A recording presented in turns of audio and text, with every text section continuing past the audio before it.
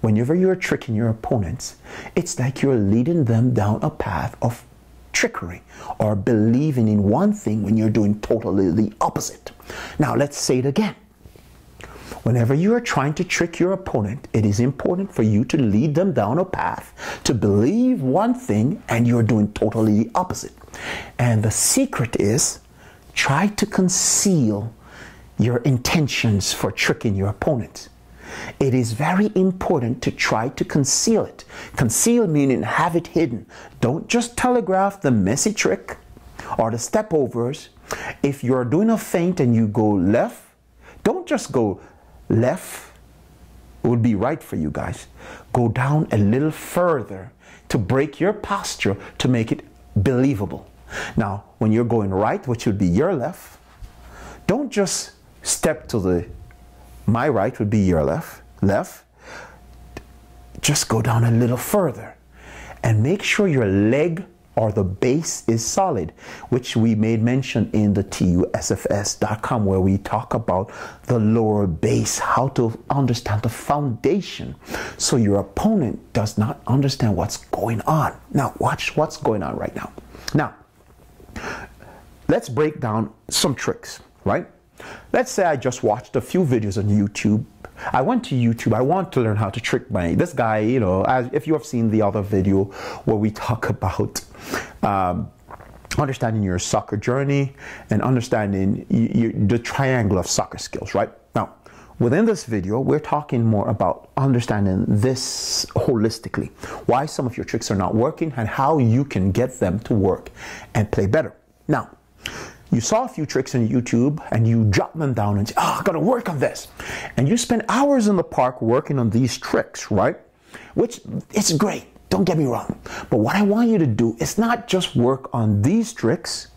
I want you to work on them, understand the ins and outs of the trick, and then create 2 or 3 more tricks upon those tricks that you have just learned, right? It is important.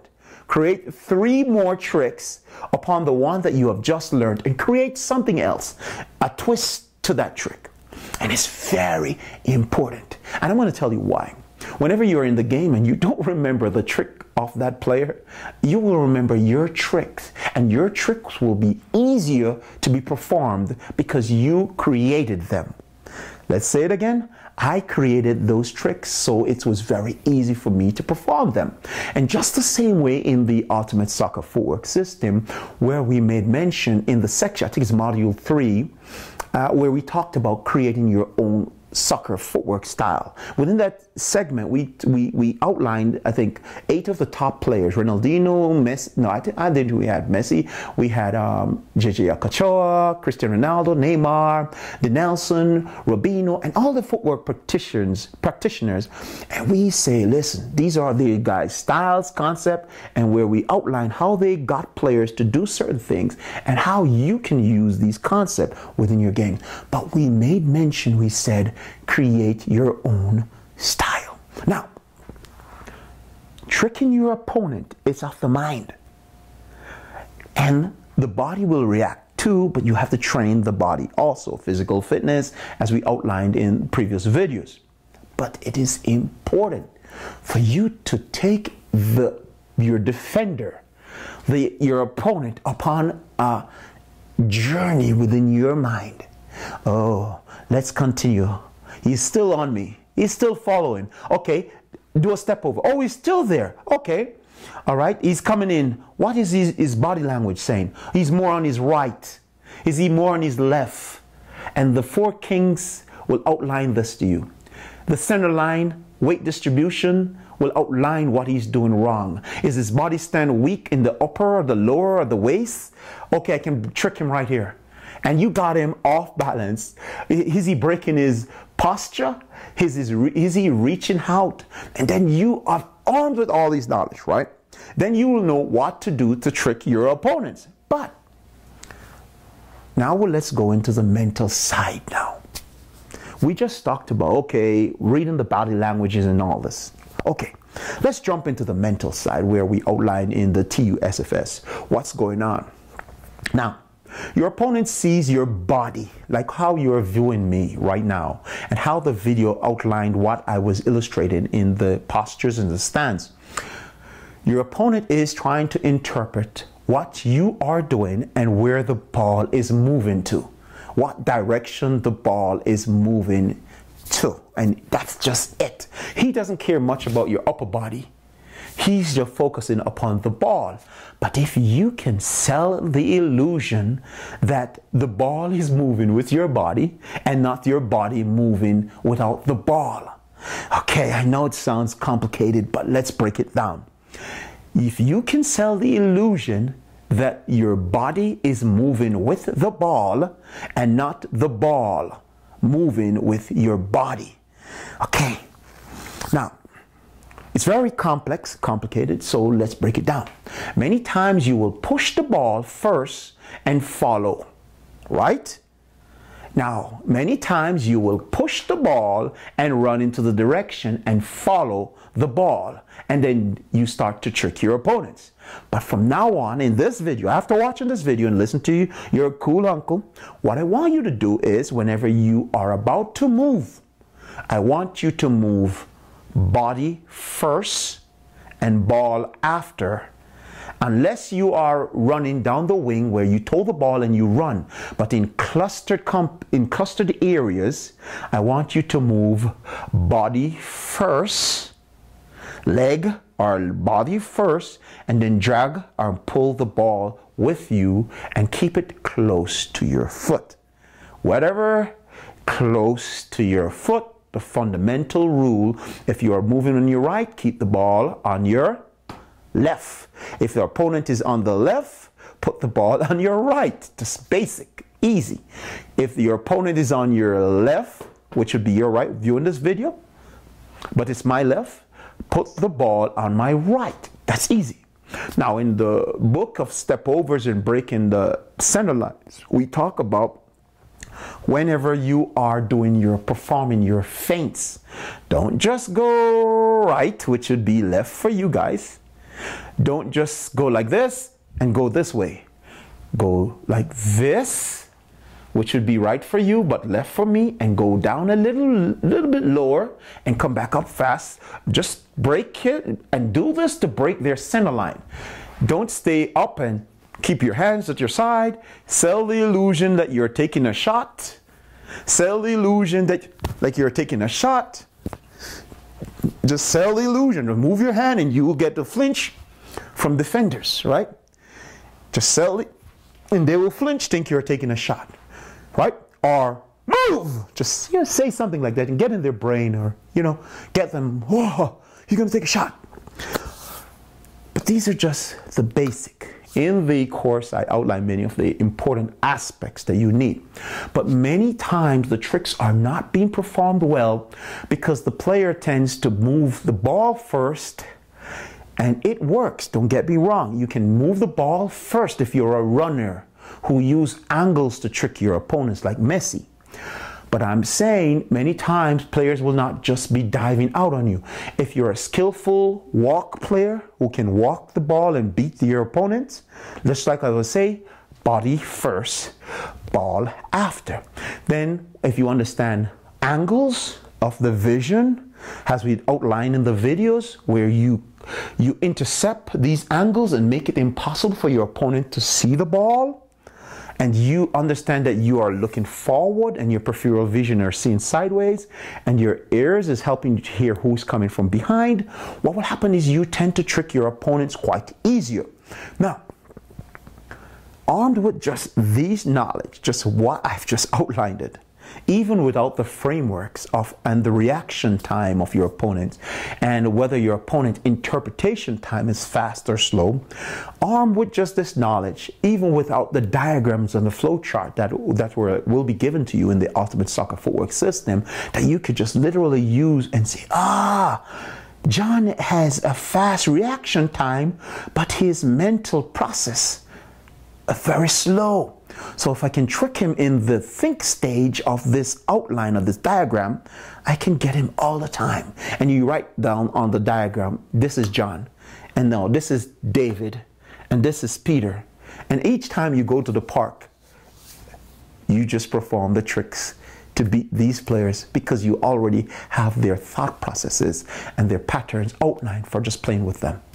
Armed with just that knowledge, even with just that flow chart and framework of thought from the Ultimate Soccer Footwork system, you'll be able to just blow your opponents out of the water and trick them quite easily without them even understanding how you are performing this and doing this. Now, tricking is important. Speed, angles, step overs, the type of position that you are within. Now, a fundamental concept that you must know and master is the position and the situation and the implementation of your tricks. Now, let's break this down real quick. The position is where you are up on the soccer field. Wherever you are you within your half? Are you within the 18? Or are you within the left corner or the right corner? The position, what type of tricks will you use there? Will you be doing step overs? Will you be doing rainbows? Will you be doing nothing eggs right here? Or will you just be doing stepping overs to buy time or create space? As you will see in our grouping, will you be using your skill in this position upon the soccer field to get this results? Will you be using it to create space for your opponents or your teammate to come in? The space that your opponents will leave to come towards you for the ball, right? Will you understand this position and what type of trick will you be able to use there? Now, the next step is the situation. Is the opponent breaking his posture? Is his center line all torn up? Is his waist, is he all over the place in his body posture? Is he coming in aggressive? What type of opponent is it that you have? Within the system, we outline how to interpret, how to understand the body languages, how to break this down. So if your opponent is this type of opponent, is he coming in? What type of situation am I in? Am I in a cluster situation where 4 defenders are coming in to get the ball from me and I need to use my peripheral vision? Do I need to move body first? Do I need to shield? Do I need to just do a footwork and move out of the line of attack? Is the player coming in towards my danger zone area real quick so he can step into my shank or break my leg? Is he coming in too fast? Should I defend or should I just move? These are things that you have to interpret within this situation and the position that you are in upon the soccer field. Now, is the terrain wet? Is the field wet today? Is it slippery? What type of tricks work well on a slippery surface? What type of tricks will get the opponent off balance in these areas? These are things that you have to know. Now, the next thing is very important is the implementation of what you are trying to do. Am I able to execute this? Are my soccer cleats real sturdy to grip the ground, the terrain, right? That we are playing upon? Am I going to slide? Is it a wet day? All these things. Is my opponent viewing me? Is he taking the bait for the trick? All these things you have to know and you have to master them. So whenever you try to implement within your soccer games, right? Whenever you are implementing, you will see better results of your soccer tricks. And this is one of the major reasons why soccer tricks are failing. Am I dragging the ball to bait my opponent to think I'm going to my left would be your right, and my right would be your left.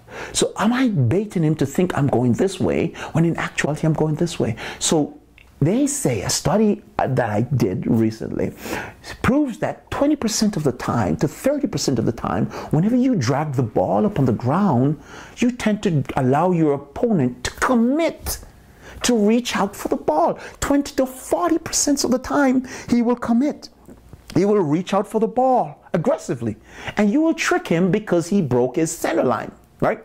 Now, armed with just those knowledge, 30 to 40% by dragging the ball and gently dragging the ball, you will trick your opponent. That's just amazing, right? Now, As the video is getting too long, guys, I really want you to see that I want you to understand tricking your opponent, how important it is, and the results that you can get by allowing them to believe something that you are not going to do.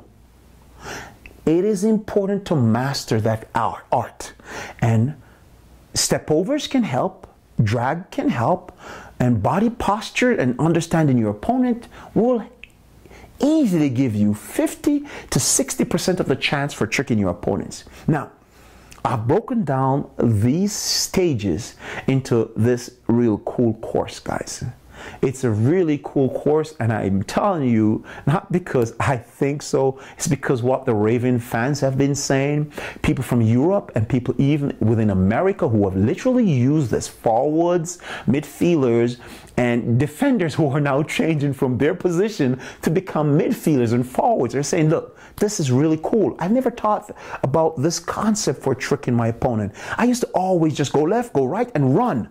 Now I can do footwork, lower my opponent into my subtle, mesmerizing magic trick, and get them to do what I want. Now, armed with a system like this, a real cool system, it will move you up the ladder and give you a solid foundation for understanding how to trick your opponents, guys, internal and external. If you have not seen the video about the triangle of skills, please take a look at that video.